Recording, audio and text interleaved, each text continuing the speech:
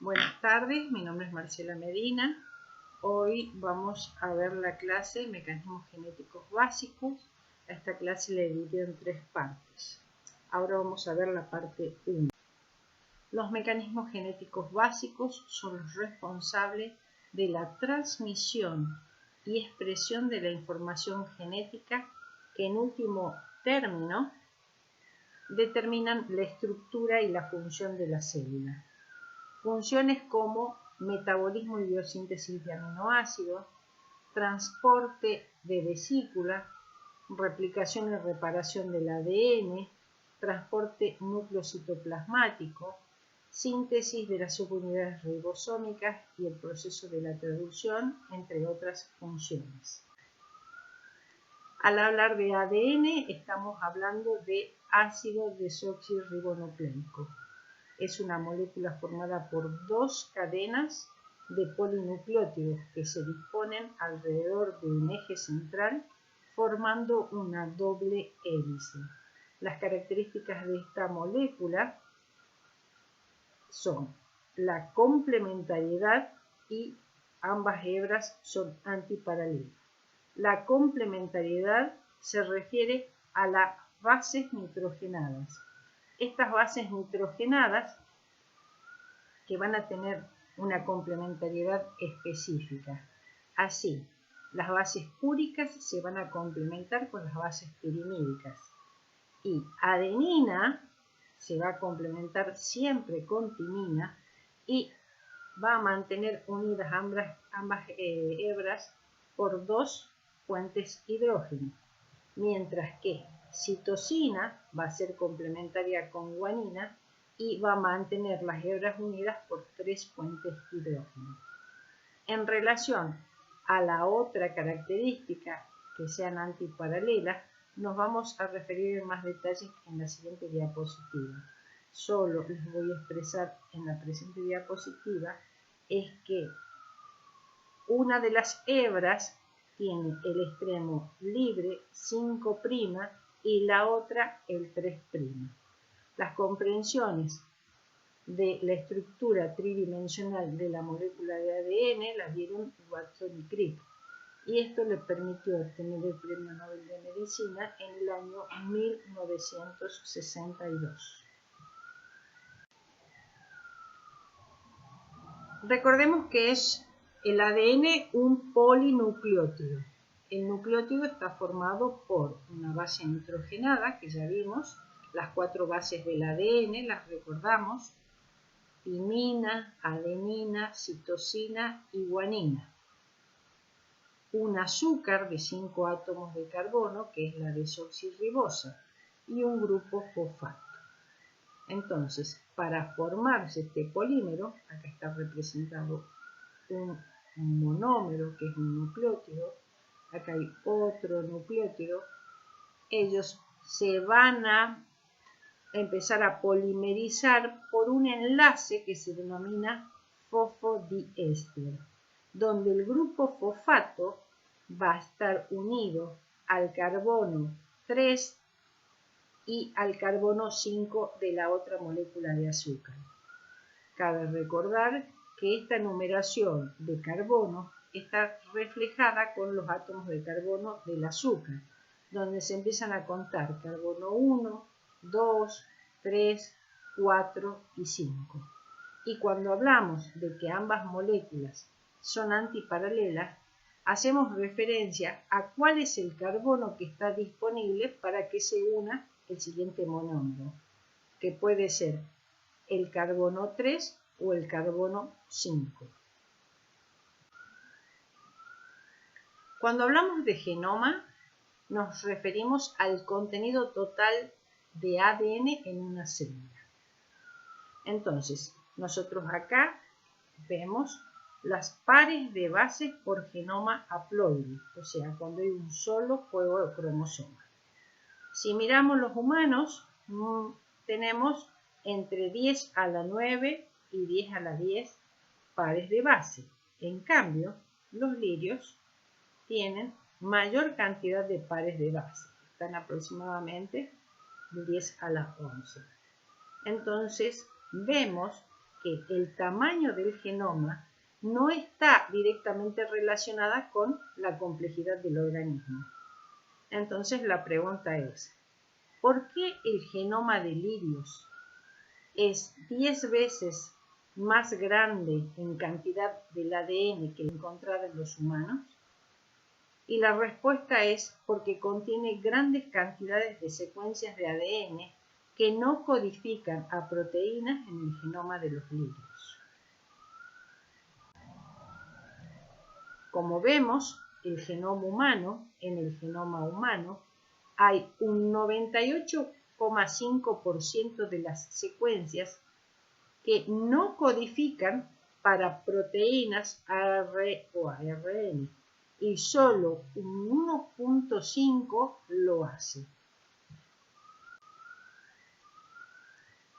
El gen es un fragmento del ADN que contiene la información genética para sintetizar proteína, ARN ribosómico y ARN de transferencia.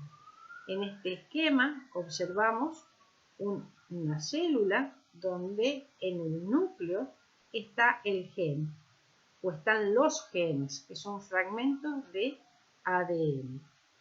A partir del proceso de transcripción se forman distintos tipos de ARN. Estos ARN van a salir al citoplasma, donde el mensaje para saber qué polipéptido o qué proteína se va a formar lo va a dar el ARN mensajero. La información de qué polipéptido se forma lo da el ARN mensajero.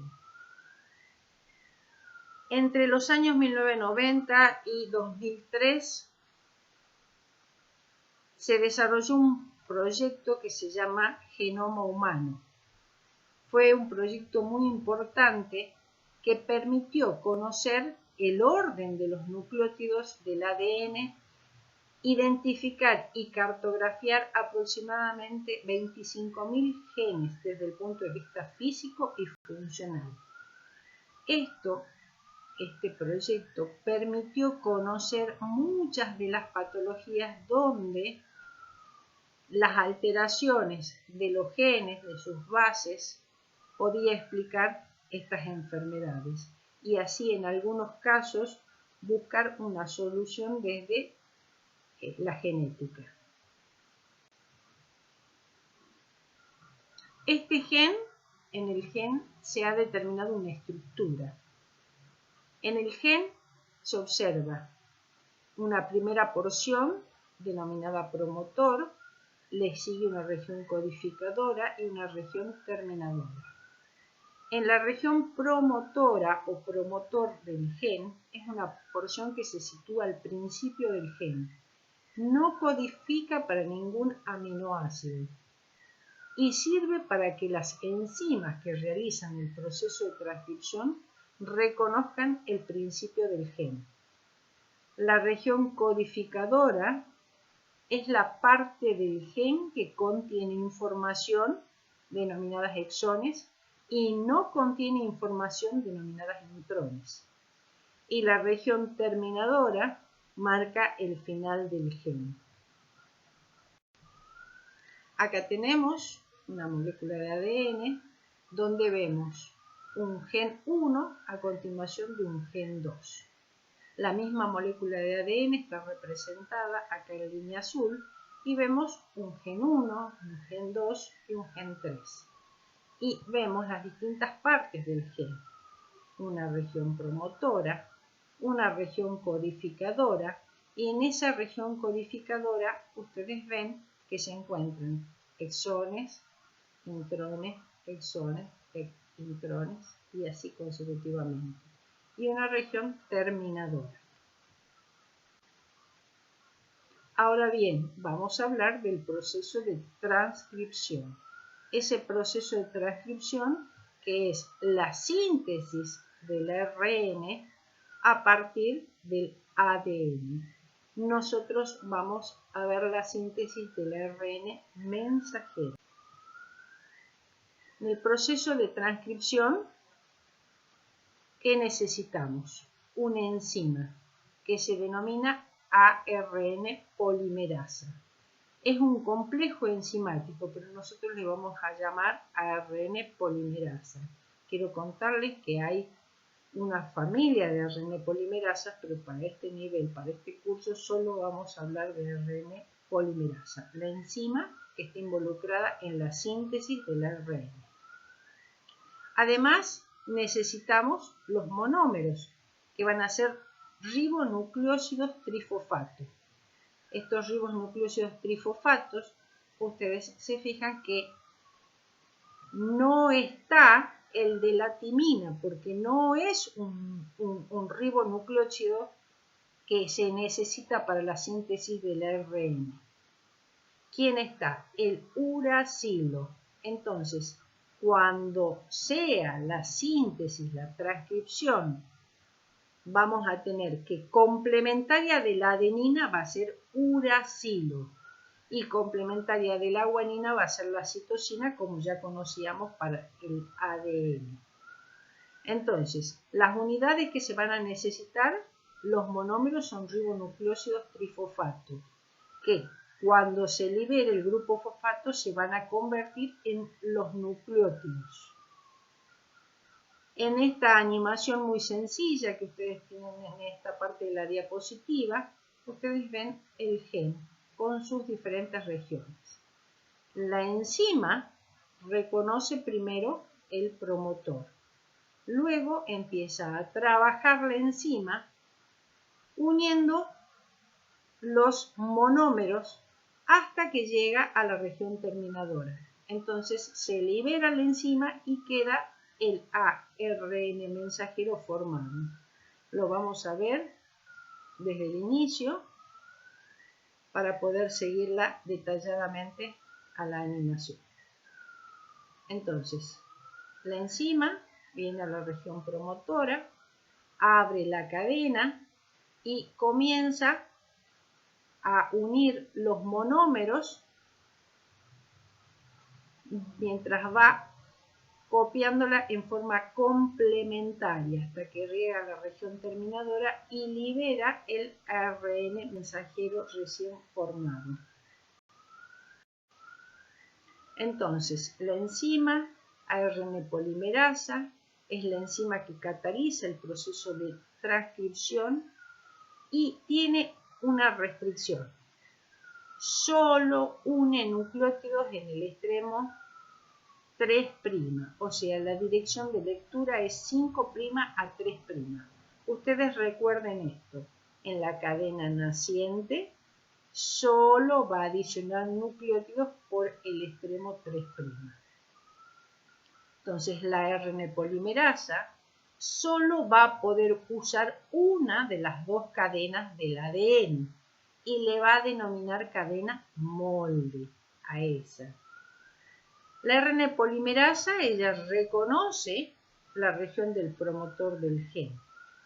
Ella disocia ambas hebras del ADN, pero va a necesitar de otras proteínas que van a ser llamadas factores de transcripción.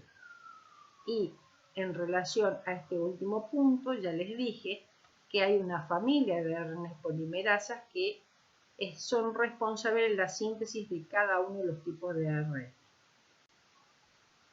Entonces, para el proceso de transcripción, vamos a tener una región que se llama promotor, que está localizada al comienzo del gen, y habíamos dicho que la enzima para trabajar la ARN polimerasa necesitaba de complejos proteicos, tanto para iniciar la transcripción como para producir la elongación de la cadena naciente. Entonces, nosotros tenemos acá la molécula de ADN, tenemos la enzima en azul, la ARN polimerasa. Ella necesita de un factor de transcripción de iniciación para que localice la porción promotora del gen. Una vez que la localizó, va a catalizar la separación de ambas hebras. Cuando ocurre esto, va a producir la liberación del factor de iniciación y va a unir otro factor que se denomina factor de elongación. Entonces la cadena comienza a polimerizarse. Esta cadena de ARN naciente comienza a sintetizarse. Mientras está en el proceso de elongación o de síntesis, en el extremo 5' de la cadena naciente tiene que unirse una caperuza de metilguanosina. Esta caperuza de metilguanosina va a servir para que el transcripto que se está sintetizando no se degrade. En esta parte de la diapositiva se ve un transcripto que carece de la caperuza, entonces mientras es sintetizado va degradándose. Esto no ocurre cuando en el extremo 5' está presente esta caperuza. Por lo tanto, acá tenemos que protege de la degradación enzimática. Además, es necesaria para el proceso posterior, que es la traducción, y también es necesaria para el transporte nucleocitoplasmático. Porque el ARN, que no va a ser el naciente, ya lo vamos a ver, es un ARN maduro, va a necesitar salir del núcleo porque su lugar de trabajo, que va a ser la síntesis de proteína, es en el citoplasma. Entonces, una vez que se ha sintetizado la caperuza de metilguanosina, va a llegar a la región finalizadora del gen. Entonces, en ese momento va a intervenir otra enzima, que es poliapolimerasa, que en el extremo 3' va a adicionar una cola de poli-A, se llama, de poliadenina, en el extremo 3'. Esa cola le confiere estabilidad y también le va a ayudar en el proceso de la traducción. Acá tenemos una animación, también sencilla, donde vamos a ver el proceso de transcripción. Todo lo que hablamos anteriormente lo vamos a ver en esta animación. Habíamos dicho que una de las restricciones de la enzima era que solo añade nucleótidos en el extremo 3' de su cadena naciente. Entonces, ella va a usar como hebra molde solo una de las cadenas del ADN, que es la que corre de 3' a 5'. Esta se denomina hebra molde. Y fíjense cómo es del ADN, tiene timina, adenina, citosina y guanina. O sea, el ADN tiene timina. Los ARN, en vez de timina, tienen uracilo como base complementaria de la adenina. Entonces, nosotros tenemos la enzima y comienza a adicionar nucleótidos. Fíjense, de timina, adenina, de guanina, citosina, de citosina, guanina y de adenina, uracilo. Y va adicionando nucleótidos en el extremo 3'. Y por supuesto necesita factores de transcripción para que ayude a localizar la porción promotora del gen e iniciar la transcripción. En el proceso de elongación añade una caperuza en el extremo 5' que tiene función protectora. Y en el proceso de finalización tenemos otra enzima, que es la que participa, y se denomina poliapolimerasa, que va a adicionar un polinucleótido de adenina, que le va a dar estabilidad a la molécula. De esta manera está formado el transcripto primario, el ARN mensajero transcripto primario. Es el recién formado, el naciente. Ese transcripto primario que contiene exones e intrones, exones, regiones codificantes, intrones, regiones no codificantes, no funcionales, este no puede salir del núcleo. Este no cumple una función, no está preparado todavía para cumplir la función que necesita, que es llevar el mensaje para la síntesis de proteínas. Tiene que tener un proceso que se denomina proceso de maduración. Y el proceso de maduración ocurre cuando un sistema enzimático reconoce, corta y retira los intrones y une los exones, formándose así el ARN mensajero maduro. Este ARN mensajero maduro, que tiene en el extremo 5' la caperuza, que solo tiene exones y que tiene en el extremo 3' la cola de poli A, está en condiciones de salir del núcleo y lo va a hacer por los poros nucleares y va a ir al citosol, donde va a cumplir su función de llevar el mensaje que indica qué tipo de polipéptido se va a formar. Entonces, el mensajero es el que da las instrucciones de qué tipo de polipéptido o proteína se va a formar.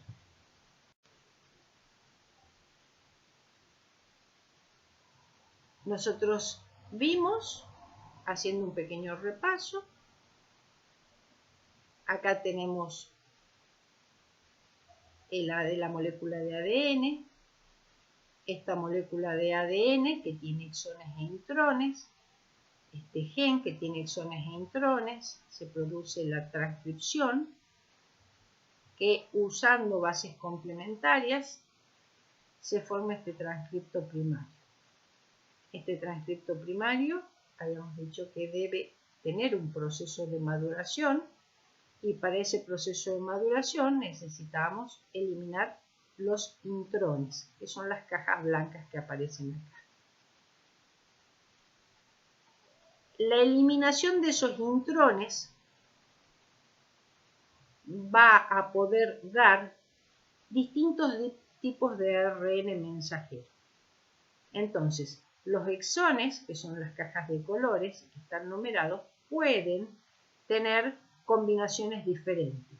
Así, nos puede dar un ARN mensajero con una secuencia de 1, 2, 4, 5, 6, que con posterioridad me va a producir una proteína 1. O bien puede ser una combinación de exones 1, 3, 5 y 6. ¿Ven que son diferentes? Entonces, cuando sea el proceso de traducción, va a sintetizar la proteína 2. Entonces, la presencia de los intrones permite que los exones de un gen se unan en diferentes combinaciones, resultando la formación de diferentes ARN mensajeros y por lo tanto diferentes proteínas a partir de un solo transcripto primario. Esto es lo que se denomina procesamiento alternativo. Habíamos partido en la segunda diapositiva cuando definimos genoma y habíamos dicho que solo un 1,5% del genoma, en el caso de los humanos, tiene la información necesaria para sintetizar polipéptidos o proteínas y ARN. Con el procesamiento alternativo se puede explicar el bajo número de genes codificantes. Ahora, ¿dónde ocurre este procesamiento alternativo del ARN mensajero? Ocurre en el núcleo, en lugares que se denominan esplicisomas. Es allí donde hay complejos enzimáticos que van a permitir que se eliminen los intrones. Es allí donde va a ocurrir el reconocimiento, donde se inician los intrones, la eliminación y la unión de exones. Es allí en los esplisiosomas donde se encuentran proteínas y un tipo especial de ARN que se denomina ARN pequeño nuclear y tiene esta denominación, ARN pequeño nuclear. Y es allí donde va a ocurrir este procesamiento alternativo. Así nosotros tenemos que la familia de ARN es una familia muy heterogénea. Nosotros conocemos ya el ARN mensajero, el ARN ribosómico, que forma las subunidades ribosómicas, el ARN de transferencia. Acabamos de conocer el ARN nuclear pequeño, que participa en el proceso de corte y empalme de los exones durante la formación del ARN mensajero, en donde ya lo vimos en los esplisiosomas. Y también hay otro que se denomina ARN nucleolar pequeño, que participa en el proceso de maduración del ARN ribosómico.